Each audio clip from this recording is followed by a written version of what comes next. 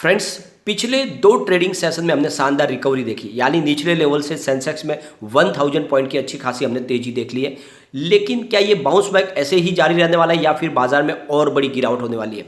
क्या इस समय हमें बाजार में इन्वेस्टमेंट करना चाहिए या फिर इस समय बाजार से थोड़ा सा दूर हो जाना चाहिए? तो यहाँ पे रसिया के ऊपर लगाम कसने के लिए यूएस ने एक बहुत बड़ा डिसीजन लिया है। क्या है वो डिसीजन और क्या उसके मायने होने वाले, जानेंगे इस वीडियो के माध्यम से। G7 ने मिलकर एक बड़ा निर्णय लिया है और इसकी वजह से आने वाले समय में रसिया के ऊपर और ज़्यादा सख्ती की जा सकती है। तो वो कौन सा डिसीजन है उसको डिस्कस करेंगे। साथ में यहाँ पे सबसे बड़ी बात है कि हमारे बाजार पे ऐसे कौन से फैक्टर जो इफेक्ट करेंगे। तो 10 बड़े मेजर फैक्टर है जो बाजार की दशा और दिशा तय करेंगे, तो उनको एक एक करके डिस्कस करेंगे। साथ में बाजार में एफआई लगातार अपना इन्वेस्टमेंट निकाल रहे हैं, उसके पीछे जो रीज़न है उसको भी डिस्कस करेंगे और आगे क्या संभावना बन रही है, क्या हमें स्ट्रेटेजी अपनानी चाहिए बाजार में, क्या आने वाले समय में कुछ पॉजिटिव संभावना बनेगी। इन सारी बातों को जानेंगे इस वीडियो के माध्यम से। लेकिन फ्रेंड, उससे पहले अगर आप पहली बार हमारे चैनल पे आए तो चैनल को सब्सक्राइब कर दीजिए, एक बेल आइकॉन दबा दीजिए ताकि जब भी नया वीडियो बने पहला नोटिफिकेशन आपको मिले। वीडियो पसंद आए तो लाइक शेयर जरूर कीजिए। चलो फ्रेंड्स, वीडियो स्टार्ट करते हैं। मैं हूँ आपका दोस्त एस बी दवे और हमारे अपने चैनल ऑनलाइन कमाई में आपका बहुत बहुत स्वागत है। फ्रेंड्स, आने वाले समय में गोल्ड की प्राइस बढ़ सकती है, इसके पीछे है G7 का एक बड़ा डिसीजन। यहाँ पे अगर आपको पता होगा तो अमेरिका समेत G7 देशों ने समूह बनाया है, वो रूस के ऊपर अब जबरदस्त और सख्ती करने जा रहे हैं। और यहाँ पे अगर आप देखोगे, रसिया की कमर तोड़ने के लिए G7 ग्रुप गोल्ड की इंपोर्ट के ऊपर प्रतिबंध लगाने जा रहे हैं, यानी उनको बैन करेगा। अमेरिकी राष्ट्रपति जो बाइडेन ने ट्वीट पर कहा है कि हम जल्द ही G7 देश मिलकर रूस के ऊपर एक बहुत बड़ी रोक लगाने जा रहे हैं, यानी हम गोल्ड इंपोर्ट पर रोक लगाएंगे। और रूस बहुत ज़्यादा गोल्ड एक्सपोर्ट करता है तो हम उसको रोकना चाहते हैं, और बहुत सारी डॉलर में जो कमाई होती है रूस की, उसको रोकने का ये सबसे बड़ा कारगर तरीका है कि गोल्ड को जो है रोका जाए, उस पर प्रतिबंध लगाए ताकि गोल्ड बेच के रूस पैसे न कमा पाए, डॉलर न कमा पाए। तो एक बड़ा डिसीजन लिया गया है G7 देशों की तरफ से और जल्द ही इसका ऐलान किया जा सकता है। दुनिया के 7 G7 यानी जो विकसित देश है उनका एक संगठन है G7, जो अपनी मीटिंग में इसके ऊपर घोषणा करेंगे और उसके बाद में अंतिम निर्णय लेने के बाद यहाँ पे प्रतिबंध लग जाएगा रूस पे। तो ऐसे में आने वाले समय में गोल्ड की प्राइस बढ़ने की संभावना बनती है। मीटिंग जो होगी उसमें सबसे मुख्य मुद्दा तो गोल्ड को बैन तो करना है ही, लेकिन साथ में रूस और यूक्रेन का जो युद्ध जारी है उसके बीच में एनर्जी की जो सप्लाई है उसको कैसे सुरक्षित किया जाए, कैसे सुचारू रूप से आगे बढ़ाया जाए, उस पर भी बातचीत होगी। साथ में जो इन्फ्लेशन बढ़ रहा है उस पर काबू में करने के लिए क्या प्रयत्न किए जा सकते हैं उस पर भी निर्णय लिया जाएगा। साथ में जो कहा जा रहा है कि जो क्रूड ऑयल है जिसका सबसे बड़ा एक्सपोर्टर है रूस, उस पर बंधन लगा दिया गया है, लेकिन उसके बाद में सबसे ज़्यादा एक्सपोर्ट जो करता है वो गोल्ड करता है रूस, तो उस पर भी रोक लगाना चाहिए ताकि रूस की कमर पूरी तरह से टूट जाए। और इसके लिए रूस को पूरी तरह से एक तरह से कब्जे में करने के लिए ये बहुत बड़ी प्लानिंग की जा रही है कि गोल्ड जो बेच रहा है रूस वो किसी भी देशों में बेच ना पाए, उसकी एक्सपोर्ट पे उसको बैन लगाया जाए। तो क्रूड ऑयल पे तो उन्होंने पहले ही कोशिश की, अब वो गोल्ड पे करने जा रहे हैं। हाल के वर्षों में देखें तो क्रूड ऑयल के बाद रूस दुनिया का सबसे बड़ा गोल्ड का दूसरा निर्यातक देश है। 2020 में रूस ने लगभग गोल्ड से 19 अरब डॉलर मूल्य की सोने का निर्यात करके पैसा कमाया है और डॉलर के रूप में उन्होंने अपनी रकम अर्जित की है। खास बात यह है कि रूसी सोने के निर्यात में 90% हिस्सा है G7 देशों में ही बेचता है, और इससे 90% जो स्वर्ण निर्यात में रूस को केवल अकेले ब्रिटेन को ही जा रहा है। तो आप देखोगे कि G7 अगर रोक लगा देते हैं तो रूस का जो गोल्ड है वो एक्सपोर्ट होना बंद हो जाएगा और इससे रूस को बहुत ज़्यादा मुसीबत हो सकती है, युद्ध लड़ने में उनको तकलीफ पड़ सकती है। तो एक बड़ा डिसीजन लिया गया है G7 की तरफ से और जो बाइडेन की तरफ से, जिससे आने वाले समय में गोल्ड की प्राइस बढ़ने की संभावना भी बन जाएगी। अब यहाँ पर अगर हम देखें तो लगातार एफआईआई बाजार से पैसे निकाल रहे हैं, इसके पीछे डॉलर में मजबूती और बॉन्ड यील्ड में बढ़ोतरी के मौजूदा रुझान में ये दिख रहा है कि एफआई बिकवाली कर रहे हैं क्योंकि उनको वहाँ पे डॉलर में पैसे अच्छे मिल रहे हैं। आंकड़ों के मुताबिक विदेशी निवेशकों ने जून में 24 तारीख तक इक्विटी में करीब 45,841 करोड़ रुपये की उन्होंने बिकवाली की है।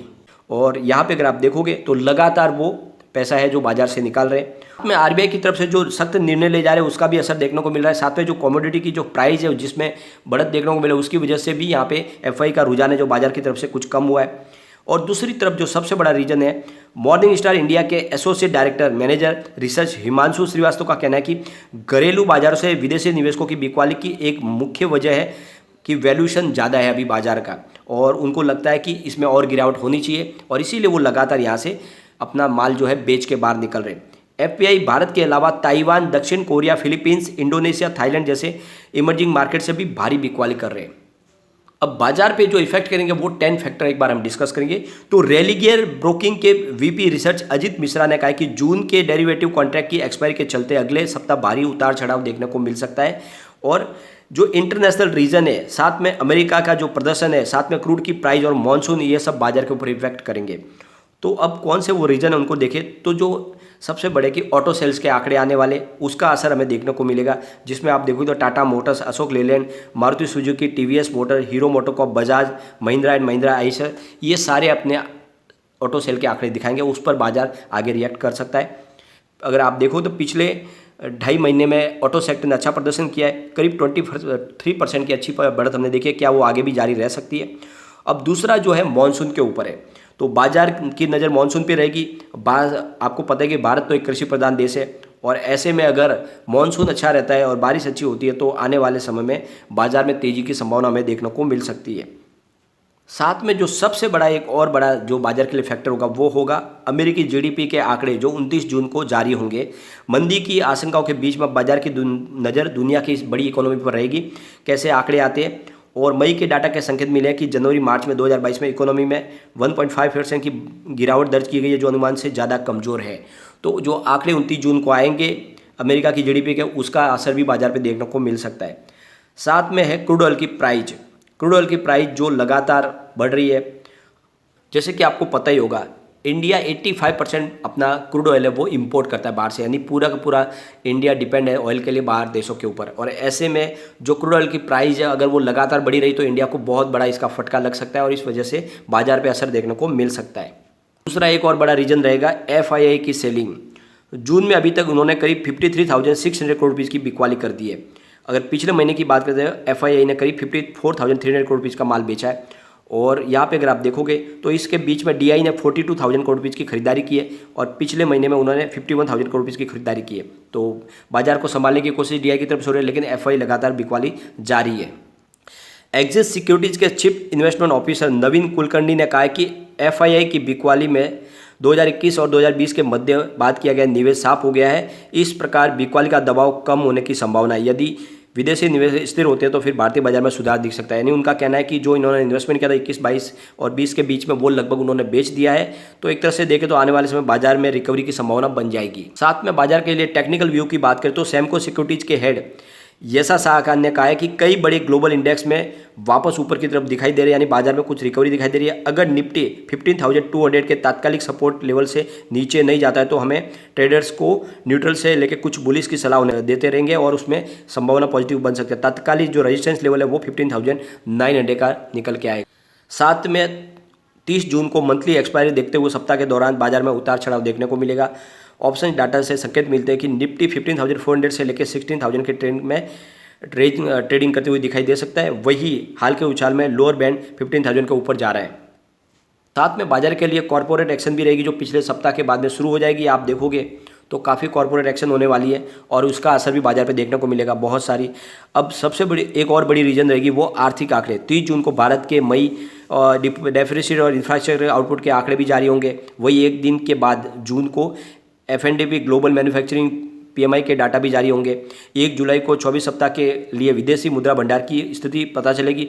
17 जून को सप्ताह पखवाड़े के दौरान बैंक लोन ग्रोथ का डाटा भी जारी किया जाएगा। यानी बहुत सारी एक्टिविटीज़ होने वाली है, और इसका बाजार पे असर देखने को मिल रहा है। तो अलग अलग बहुत सारे डाटा है जो हमारे सामने आने वाले, और इस वजह से अगर आप देखोगे तो उन सारे का असर बाजार पर पड़ने वाला है। तो वो सारी की सारी बातें हमें देखनी होगी, उसके बाद में ही हम आगे संभावना व्यक्त कर सकते हैं कि बाजार में क्या हो सकता है। लेकिन कुल मिला के अगर देखें तो इस समय हमें वेट एंड वॉच की स्थिति दिखाई दे रही है। बाजार में अगर आपको बड़ी गिरावट नहीं दिखाई देगी तो बड़ी तेजी भी होती हुई नहीं दिखाई देगी।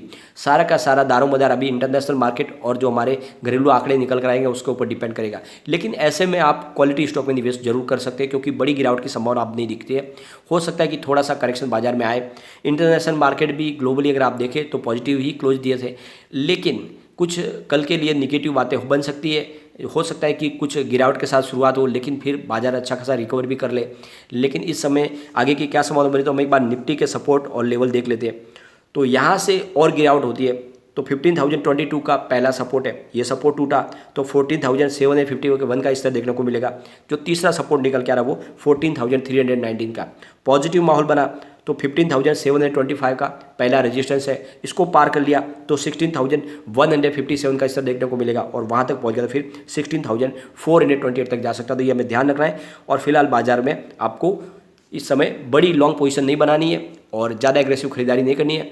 शॉर्ट टर्म में निवेश करें, थोड़ा सा अच्छा निवेश करें, लेकिन फ्रेंड कोई भी इन्वेस्टमेंट करने से पहले अपने फाइनेंशियल एडवाइजर से बारे में ले ले या अपना खुद का रिसर्च करें, क्योंकि मैंने वीडियो आपके एजुकेशनल पर्पज़ के लिए ही बनाई। वीडियो पसंद आए तो लाइक शेयर कीजिए और चैनल को सब्सक्राइब कर दीजिए। Thank you friend.